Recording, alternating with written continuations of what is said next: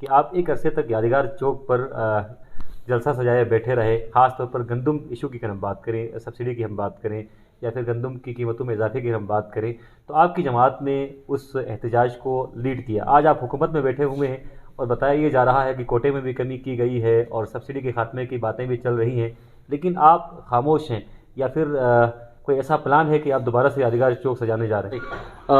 آپ خالصہ سرکار کے حوالے سے آپ کی جماعت کا واضح موقف رہا ہے، آپ اسے کالا قانون کہتے ہیں۔ جب اپوزیشن بل لے کر آتی ہے تو آپ اس کی مخالفت کرتے ہیں، یہ رویہ کچھ سمجھ سے بالا تر ہے۔ آپ کی جماعت بہت کی ضرورت مذہبی کارڈ بھی استعمال کرتی ہے، آپ کے مخالفین کا یہ الزام ہے۔ کیا آپ نے مذہبی کارڈ کا استعمال کیا اقتدار تک آنے کے لیے؟ عبوری صوبہ آئے گا، فیسیلیٹیشنز آئیں گے تو ٹیکس یقیناً لاگو ہوگا، کیونکہ آپ کی جماعت اینٹی ٹیکس موومنٹ کی بانی رہی ہے اور آپ نے اس موومنٹ کو پوری طرح سے لیڈ کیا ہے۔ اگر اس بار ٹیکس نافذ ہوتا ہے تو کیا آپ بدستور حکومت میں رہیں گے یا پھر حکومت سے ہٹ کے یادگار چوک پھر سے سجا لیں گے؟ کیونکہ ہم اصولی سیاست کے قائل ہیں۔ سر یہ ذرا اصول ہی بتائیے گا، کیونکہ جب آپ اپوزیشن میں تھے تو غالباً یہ اصول تھا کہ آپ نے یادگار چوک پر ہر صورت آنا تھا۔ نہیں، اب 2 سال ہم نے ٹائم دیا، 2 سال جی بلتستان میں اس وقت کافی سردی ہے، لیکن سیاسی گرما گرمی عروج پر ہیں۔ وزیر اعظم پاکستان جناب عمران خان صاحب سکردو کا دورہ کر رہے ہیں اور ان کے دورے سے سکردو کے عوام جو ہے کافی پر امید ہیں، اور بتایا یہ جا رہا ہے کہ وہ اپنے دورے کے موقع پر اہم اعلانات بھی کریں گے۔ آج ہمارے ساتھ موجود ہیں صوبائی وزیر زراعت جناب میثم کاظم صاحب، ان سے ہم وزیر اعظم کے دورے کے حوالے سے بات کریں گے اور کچھ ایشوز ہیں ان کی جماعت کو لے کر جو سوالات اٹھائے جا رہے ہیں مختلف فورمز پر، اس حوالے سے بھی ان سے بات کریں گے۔ سر سب سے پہلے تو بہت شکریہ، آپ نے ہمیں وقت دیا۔ وزیر اعظم صاحب آ رہے ہیں، موسم کافی سرد ہے، اس سرد موسم میں کیا گرما گرم اعلانات ہونے جا رہے ہیں؟ دیکھیں، اس وقت سردی یقیناً اپنی عروج پر ہے، لیکن وزیر اعظم پاکستان جناب عمران خان کی گلگت بلتستان کے حوالے سے جو دلچسپی ہے، ان کا یہ دورہ، یہ وزٹ، ان کی یہ آمد اس بات کی دلیل ہے، بیان ثبوت ہے کہ وہ گلگت بلتستان کو اپ لفٹ کرنے کے لیے کتنا ڈیووٹڈ ہے۔ جہاں تک اعلانات کا اور ان کی آمد کا تعلق ہے تو یقیناً سب سے پہلے تو میں یہ چاہوں گا، اور انشاءاللہ آپ دیکھیں گے کہ ان کی آمد کے موقع پر فقید المثال اجتماع ہوگا، پرتپاک استقبال ہوگا، بڑا اجتماع ہوگا، اور یقیناً اس عرصے میں، 1 سال کے عرصے میں، پرائم منسٹر آف پاکستان ہی کی سرپرستی کے نتیجے میں وزیر اعلیٰ گلگت بلتستان نے جو پورے جی بی کو، پورے ریجن کو اپلفٹ کرنے کے لیے جو کوششیں کی، وہ آپ سب کے سامنے ہیں۔ خاص کر پی ایس ڈی پی میں ہمارے جو منصوبے شامل ہوئے گلگت بلتستان کے، وہ غیر معمولی اور ریکارڈ ساز رہا ہے۔ یہ دوست دشمن سب اس کو تسلیم کرتے ہیں۔ ان کی یہاں آمد کے حوالے سے میں گزارش کروں آپ سے کہ ایک تو انٹرنیشنل ایئرپورٹ کی باقاعدہ انوگریشن ہونی ہے، دوسرا جے ایس آر کی انوگریشن ہونی ہے، تیسرا اس کے ساتھ ساتھ جتنی پی ایس ڈی پی کے پروجیکٹس ہیں ان میں یقیناً ان کی آمد کے بعد تیزی آئے گی، اور ساتھ میں کچھ گلگت بلتستان کے حوالے سے جو روڈ میپ ہے، یہاں کے انفراسٹرکچر کو بہتر بنانے کے حوالے سے، کنیکٹیوٹی کو بہتر بنانے کے حوالے سے، یہاں کی پاور پالیسی کے حوالے سے، اور یہاں کی جو دیرینہ یہاں کا مسئلہ تھا، کنسٹیٹیوشنل جو رائٹ ہے، اس کے حوالے سے جو پوزیشن ہے اس سے عوام کو آگاہ کر دیا جائے گا۔ اور ویسے بھی وزیر اعظم پاکستان کو، عمران خان کے علاوہ بھی اگر کوئی وزیر اعظم پاکستان یہاں پہ ہوتے اس وقت، تو ان کو گلگت بلتستان بار بار آتے رہنا چاہیے تھا۔ تو انہوں نے یہ میں سمجھتا ہوں کہ گلگت بلتستان کی ڈیولپمنٹ کے لیے، اس ریجن کی اپلفٹمنٹ کے لیے وہ جتنا ڈیووٹڈ ہیں، اس سے آپ اندازہ کر سکتے ہیں کہ وزیر اعلیٰ گلگت بلتستان کے ساتھ تقریباً 7ویں مرتبہ باقاعدہ میٹنگ ہوئی ہے گلگت بلتستان کے ایشوز کو، یہاں کے پوٹینشلز کو لے کر، اور آئندہ آنے والے وقتوں میں اس ریجن کو اپلفٹ کرنے کے لیے جو پلاننگ ہے اس کی امپلیمنٹیشن اور ایگزیکیوشن کے حوالے سے۔ تو مجموعی طور پر ایک روڈ میپ ملے گا، سیاسی حوالے سے بھی، ڈیولپمنٹ کے حوالے سے، انفراسٹرکچر کے حوالے سے، اور یہاں کے جتنے شعبہ جات ہے، ہیلتھ ہے، ایجوکیشن ہے، سوشل سیکٹر ہے، نیچرل ریسورسز مینجمنٹ کے حوالے سے، یعنی جتنے سیکٹرز اس وقت ایگزسٹ کرتے ہیں ان سیکٹرز کی ڈیولپمنٹ کے لیے انشاءاللہ روڈ میپ ملے گا، اور ہماری گورنمنٹ اسی روڈ میپ کو فالو کرتے ہوئے 5 سال بعد جب آپ گلگت بلتستان آپ کو ملے گا تو بدلا ہوا خوشحال گلگت بلتستان آپ کو انشاءاللہ ملے گا۔ صحیح سرا، دیگر سیاسی موضوعات کی طرف بھی بڑھتے ہیں۔ اس وقت جو ہاٹ ٹاک ہے جس پر عوام بات کر رہی ہے، جو آپ کے سیاسی ناقدین ہیں وہ بات کر رہے ہیں کہ آپ ایک عرصے تک یادگار چوک پر جلسہ سجائے بیٹھے رہے، خاص طور پر گندم ایشو کی اگر ہم بات کریں، سبسڈی کی ہم بات کریں یا پھر گندم کی قیمتوں میں اضافے کی ہم بات کریں، تو آپ کی جماعت نے اس احتجاج کو لیڈ کیا. آج آپ حکومت میں بیٹھے ہوئے ہیں اور بتایا یہ جا رہا ہے کہ کوٹے میں بھی کمی کی گئی ہے اور سبسڈی کے خاتمے کی باتیں بھی چل رہی ہیں، لیکن آپ خاموش ہیں، یا پھر کوئی ایسا پلان ہے کہ آپ دوبارہ سے یادگار چوک سجانے جا رہے ہیں؟ پہلی بات تو یہ ہے کہ ہماری سیاست، ہماری مزاحمت، ہمارے احتجاج اور ہماری سیاسی سرگرمیوں کا مطلب، مقصد اور محور کیا ہے؟ وہ عوام کے مسائل کا حل. جب یہ مسائل ہم کیبنٹ میں بیٹھ کر حل کر سکتے ہیں تو کیا ضروری ہے یادگار پہ دھرنا دیں بیٹھے رہیں؟ جب آپ کے ایشوز کو سنے جاتے ہوں، جب آپ کے ایشوز کو فورم پہ حل کیے جاتے ہوں. رہی بات گندم کی قیمتوں میں اضافے کے حوالے سے، تو یہ میں دوبارہ بتانا چاہوں گا کہ ہماری cabinet meeting last time Skardu میں ہوئی، غالباً اس میں آپ تشریف بھی لائے سی ایم صاحب کی پریس کانفرنس میں. وہاں کیبنٹ نے سی ایم صاحب نے کیبنٹ نے مجموعی طور پر وفاق سے جو سفارش آئی تھی گندم کی قیمتوں میں اضافے کے حوالے سے مسترد کر دی. ہماری گورنمنٹ وہ گورنمنٹ نہیں ہے جو وفاق میں جا کر سائن کر کے آئے اور یہاں پہ عوامی خدمت کے راگ الاپ پہ. ہم حقیقی معنوں میں خدمت کرنا چاہتے ہیں کیونکہ انتہائی حساس ایشو ہے. نہ قیمتوں میں اضافہ ہوگا اور نہ ہی کوٹے میں کمی کر دی گئی ہے. جو ایشو آیا ہے وہ چونکہ مجموعی طور پر قیمتوں میں اضافہ اور یوکرائن کی جو امپورٹڈ گندم ہے اس کی قیمت میں اضافے کی وجہ سے مقدار میں جو کمی آئی تھی وہ پنجاب گورنمنٹ سے ہماری حکومت خرید رہی ہے. اب لوکل گندم آئے گی اور اس گندم کی جو یوکرائن سے آتی ہے اس کی کوالٹی پہ بھی سوالات اٹھائے جا رہے ہیں. کسی نیوٹریشنسٹ نے اس کی کوالٹی پہ سوال نہیں اٹھایا.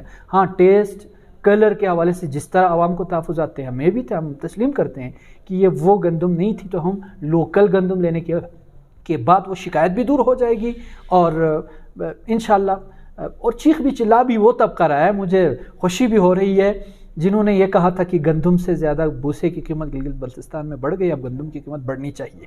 اس جماعتوں کے فالوورز یہ کہہ رہے ہیں اور اس جماعت کے فالوورز بھی آج چیخ رہے ہیں، ہم پر سوالات اٹھا رہے ہیں جن کے وزیر اعلیٰ نے جا کر تدریجاً گندم کی قیمتوں میں اضافے کی سفارش پر سائن کر کے آئے تھے. نہ ہم سائن کر کے آئے ہیں نہ ہم قیمتیں بڑھانے کے حق میں ہیں. صحیح سر، بتایا یہ بھی جاتا ہے کہ آپ جب سے حکومت کا حصہ بنے ہیں تب سے آپ براہ راست پی ٹی آئی والے ہی ہو گئے ہیں. کیا آپ کی اپنی جماعت اپنا وجود کھو چکی؟ دیکھیں، آپ دیکھ سکتے ہیں کہ مجلس وحدت مسلمین ایک عرصے سے مزاحمتی سیاست کرتی آ رہی، لیکن جو مزاحمتی سیاست بھی اصولوں پر مبنی سیاست کی. مثلاً گزشتہ 5 سال آپ نے دیکھا، اس 5 سالوں میں خاص کر میں نام نہیں لیتا ہوں اکثر دیگر جماعتوں کا، تو پاکستان مسلم لیگ نون کی بات کریں تو 2 سال آپ اٹھا کے دیکھیں ہم نے کہیں کوئی مزاحمت کی؟ ہم نہیں کی، کیونکہ ہم اصولی سیاست کے قائل ہیں. سر یہ ذرا اصول بھی بتائیے گا، کیونکہ جب آپ اپوزیشن میں تھے تو غالباً یہ اصول تھا کہ آپ نے یادگار چوک پر ہر صورت آنا تھا. نہیں، اب 2 سال ہم نے ٹائم دیا.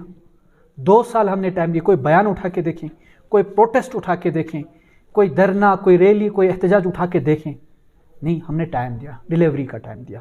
لیکن یہ الگ بات کی ہمیں ابھی 1 مہینہ نہیں ہوئے تھے کہ سڑکوں پہ لوگ نکل کے آئے. یعنی سیاست کے لیے بھی کچھ آداب قرینے ہوتے ہیں. رہی بات، یقیناً ایک اتحادی جماعت ہے. آج پاکستان تحریک انصاف کی کامیابی اور ناکامی میں جتنے پاکستان تحریک انصاف کے مسئولین ذمہ دار ہیں اتنا ہی میں بھی ذمہ دار ہوں.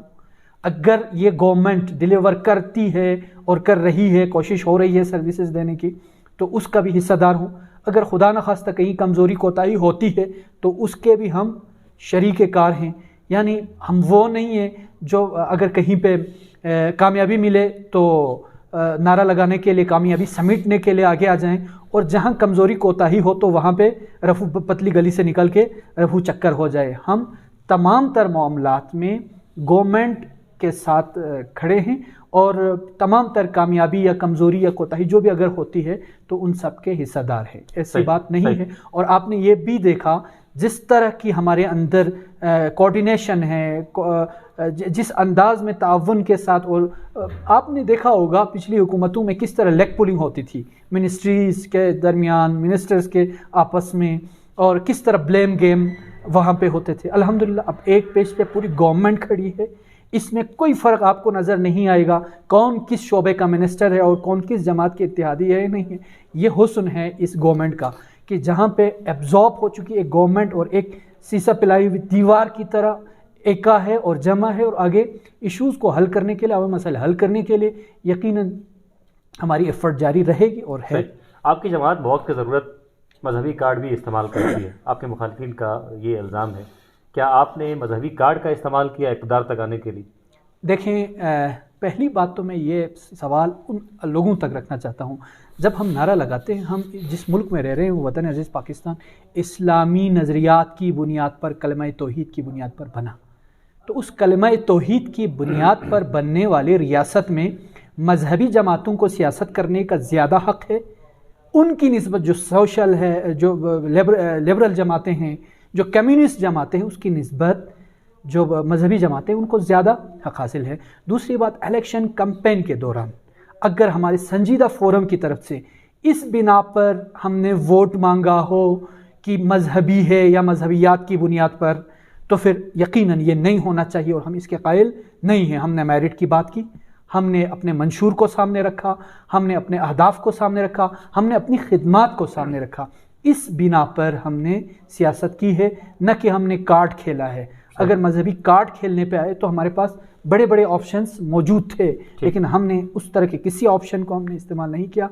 خدمت، نظریہ اور منشور کی بنیاد پر ہم نے الیکشن لڑا، ہم سیاست میں آئے اور اسی بنیاد پہ ہم ٹھیک۔ آخری سوال کی طرف بڑھتے ہیں سر، چونکہ ٹیکس کے نفاذ کی باتیں بھی چل رہی ہیں، اسکردو انٹرنیشنل ایئرپورٹ بہت بڑا اقدام ہے، اور جس طرح پی ایم صاحب آ رہے ہیں تو ہم ہو سکتا ہے عبوری صوبے کی طرف بھی بڑھیں، عبوری صوبہ آئے گا، فیسیلیٹیشنز آئیں گے تو ٹیکس یقیناً لاگو ہوگا، چونکہ آپ کی جماعت اینٹی ٹیکس موومنٹ کی بانی رہی ہے اور آپ نے اس موومنٹ کو پوری طرح سے لیڈ کیا ہے۔ اگر اس بار ٹیکس نافذ ہوتا ہے تو کیا آپ بدستور حکومت میں رہیں گے یا پھر حکومت سے ہٹ کے یادگار چوک پھر سے سجا لیں گے؟ دیکھیں، دو چیزیں آپس میں ملا رہے ہیں، ایک ریونیو جنریشن اور ٹیکس امپوزیشن، یہ دو مختلف چیزیں ہیں۔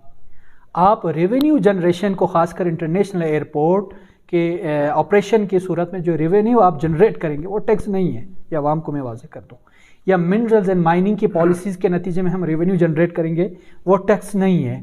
ہم یہاں پہ پاور ہاؤسز انسٹال کریں گے اور جس کے نتیجے میں ہم نیشنل گرڈ کے ساتھ ہمارا سسٹم کنیکٹ ہو جائے گا اور ہم جنریشن لیں گے یہاں کی، کیونکہ پوٹینشیلز بہت زیادہ ہے پاورز کے حوالے سے، پاور انرجی کے حوالے سے، تو وہ جنریشن یہ ریونیو ہے، یہ ٹیکس نہیں ہے۔ ٹیکس کی بات اگر آپ کرتے ہوں تو جنرل سیلز ٹیکس ہے، وہ تو ہم ادا کر ہی رہے ہیں۔ اس کے علاوہ موجودہ گورنمنٹ میں نہ کبھی اس پہ کوئی ڈیبیٹ ہوئی ہے، نہ کوئی انٹینشن ہے کہ عام پبلک پر کوئی اور ٹیکس امپوز کریں۔ ہاں، یہ ضرور میں بتاتا چلوں کہ ٹورزم کے لیے یہاں ٹورسٹ آئیں گے تو یہ انوائرمنٹ کو پروٹیکٹ کرنے کے لیے یقیناً ان سے کوئی چارجز لینا اس علاقے کے مفاد کے لیے ضروری ہے۔ اگر اس کو ٹیکس کہتے ہیں تو میں نہیں سمجھتا کہ وہ ٹیکس کے زمرے میں آتے ہوں۔ تو اور ساتھ میں یہ جو باتیں پھیلائی جاتی ہیں کہ اگر آپ کو آئینی حق ملے تو اس کا مطلب یہ ہے آپ پہ ٹیکس لگے گا، یہ لوگوں کی طرف سے ایک متھ ہے جو قائم کیا ہوا ہے۔ بالکل بھی ضروری نہیں ہے۔ آئینی حقوق ملنے کے بعد سبسڈی ختم، پھر اسلام آباد میں کیوں سبسڈائزڈ ہے ٹرانسپورٹ؟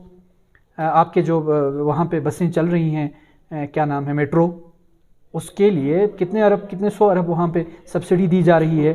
اسی طرح پنجاب میں، بلوچستان میں، سندھ میں بہت سارے پروجیکٹس میں سبسڈی دی جا رہی ہے۔ تو سبسڈی کنڈیشنل نہیں ہے ٹیکس کے ساتھ، نہیں ٹیکس کنڈیشنل ہے آپ کے صوبے کے ساتھ، عبوری صوبے کے ساتھ۔ یہ ہماری بنائی ہوئی، تخلیق کی ہوئی چیزیں ہیں۔ آپ کنسٹیٹیوشنل رائٹ مکمل ملنے کے بعد بھی بالکل ٹیکس فری زون ہو سکتا ہے، اور اس پہ ہم کام کر رہے ہیں، کیونکہ جس طرح دبئی کا فارمولا آپ کے پاس موجود ہے کہ آپ لوگوں کو ایکسیس دینے کے لیے ایک خاص انداز میں اس علاقے کو اپ لفٹ کرنے کے لیے ضروری ہے کہ آپ یہاں پہ ٹیکس فری زون قائم رکھیں، اور انٹرنیشنل جو اسٹیک ہولڈرز ہیں جو یہاں پہ انویسٹمنٹ کرنا چاہتے ہیں ان کو ہم ایکسیس ایسے انداز میں دیں کہ جنریشن بھی ہو اور لوکل جو یہاں کی آبادی ہے ان کو اس کے پراپر جو ہے وہ پروفٹ یا بینیفٹس مل جائیں۔ صحیح۔ آپ خالصہ سرکار کے حوالے سے آپ کی جماعت کا واضح موقف رہا ہے، آپ اسے کالا قانون کہتے ہیں۔ جب اپوزیشن بل لے کر آتی ہے تو آپ اس کی مخالفت کرتے ہیں، یہ رویہ کچھ سمجھ سے بالاتر ہے؟ پہلی بات تو یہ ہے کہ ہمارا یہ جماعتی یا آپ جو بھی نام دے دیں، موقف روز اول سے ہے کہ دریائے سندھ کے کنارے سے لے کر K2 کی چوٹی تک گلگت بلتستان کا ہے، گلگت بلتستان کے عوام کا ہے، اور جو خالصہ کا نام ہے اس سے، اس اصطلاح سے بھی ہم نہ صرف اس اصطلاح کو مسترد کرتے ہیں بلکہ تسلیم نہیں کرتے کسی قیمت پر۔ رہی بات آپ نے جو سوال کیا، میں ایک سوال آپ کے سامنے رکھنا چاہتا ہوں کہ ابھی جن کی حکومت تھی، جنہوں نے ابھی قرارداد لائی ہے، اپنے دور میں کیوں یہ زمینیں بانٹ کے نہیں دیے؟ کیوں دھول جھونک رہے عوام کی آنکھوں میں؟ پہلی بات یہ ہے، نہیں انہوں نے آپ تسلیم کے بھی پاس کیا، حکومت تھی، انہوں نے تسلیم بھی کیا کہ ہم سے غلطی ہو گئی۔ میری بات، کتنی غلطیاں تسلیم کرو گے بھائی؟ کیا آپ جو مفلوج آپ سیٹ اپ دیا اس پہ بھی غلطی تسلیم کرو گے؟ اسٹیٹ سبجیکٹ رول کا خاتمہ کیا، اس کو بھی غلطی تسلیم کریں گے؟ آپ کتنی غلطیاں، اس سیٹ اپ کے ثمرات کیا آپ نہیں لے رہے اس وقت؟ آپ کتنی، اگر وہ سیٹ اپ، اگر جسے کہے فل فلیج کوئی سیٹ اپ ہے جو چلانے لائق ہے، تو پھر ہم عبوری صوبے کی طرف چلے جاتے؟ ہرگز نہیں چلے جاتے۔ یہ کہانیاں کی ہوئی ہیں اسی طرح۔ خالصہ والی بات میں مکمل کر دوں تو خالصہ کے حوالے سے یا جو زمینیں ہیں یہاں کی، اس حوالے سے آلریڈی ایک کمیشن ہم نے بنائی ہوئی ہے، ہماری گورنمنٹ نے۔ جب کمیشن بنائی ہوئی ہے تو پھر اس کمیشن کے مسودے کو آنے سے پہلے شور شرابہ کرنے کا کیا مطلب ہے؟ ان کو یہ لگ پتہ گیا ہے کہ یہ گورنمنٹ جو ہے یہ مسئلہ حل کرنے جا رہا ہے، تو کریڈٹ سمیٹنے کے لیے، بھائی خدا کے لیے کریڈٹ کے چکر میں عوام میں حکومت کے خلاف نفرت پھیلانے کی کوشش نہ کریں، ورغلانے کی کوشش نہ کریں۔ ہاں، جس دن میں سمجھتا ہوں اگر ہم نے اس معاملے پہ خیانت کی تو ہمارا غریبان اور عوام کا ہاتھ ہوگا، ایسے بات نہیں ہے۔ لیکن جب مسودہ آنے سے پہلے کمیشن جب ہم نے بنایا ہوا ہے، تو اس کمیشن کے مسودے آنے کے بعد عوام بھی اس کو دیکھ لیں، اپوزیشن بھی دیکھ لیں، پھر اس پہ آپ انکار کریں، آپ اقرار کریں، آپ تسلیم کریں، آپ رد کریں، یہ آپ پر ہے۔ لیکن ہم اس کو حل کرنے جا رہے ہیں اور ہماری گورنمنٹ حل کرے گی۔ آپ کی گورنمنٹ سے یہ کام نہیں ہو سکا، آپ کو یہ توفیق نہیں ملی۔ ہاں، زمینوں کی بندربانٹ ہو گئی ہے، ہزاروں، میں کہہ رہا ہوں سینکڑوں، ہزاروں میں نہیں ہے، سینکڑوں کنال زمین، بلکہ ہزاروں میں بھی پہنچ چکی ہوں گی زمینیں ہیں جو ان کے ادوار میں قربانی کے بکرے کے گوشت کی طرح تقسیم ہوتی رہیں۔ ہم ایسا نہیں ہونے دیں گے، الاٹمنٹ کے نام پہ، فلان کے نام پہ، ڈمکان کے نام کے۔ ہم ان زمینوں کی پروٹیکشن چاہتے ہیں۔ آج مثلا قرارداد لے کے آئے ہو، کل نو توڑ رول کا خاتمہ کرتے ہیں۔ آپ کے پاس ان زمینوں کو عام عوام تک جن کے رائٹس ہیں پہنچانے کے لیے فارمولہ کیا ہے؟ کوئی ہے؟ کوئی قانونی پشت پناہی ہے اس کے لیے؟ کوئی میکینزم ہے؟ نہیں ہے۔ تو کیا کرنا ہے؟ کیوں تماشا لگانا چاہ رہے؟ تو خالصہ زمین کے حوالے سے ہمارا موقف روز اول سے جو تھا آج بھی ہے، اور گورنمنٹ کا بھی ہے، وزیر اعلیٰ گلگت بلتستان کا بھی وہی موقف ہے جو ہمارا موقف ہے۔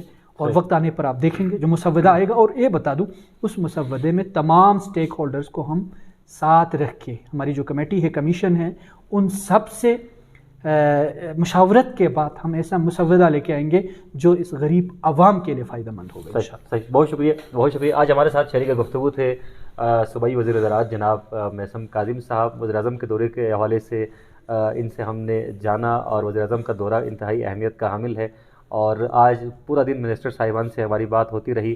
سب پرعزم ہے کہ عبوری صوبے کے حوالے سے، سکردو ایئرپورٹ کے حوالے سے، اور گلگت سکردو روڈ کے حوالے سے، اور اس کے علاوہ بھی عوامی مفاد کے حوالے سے بہت اہم اعلانات متوقع ہیں۔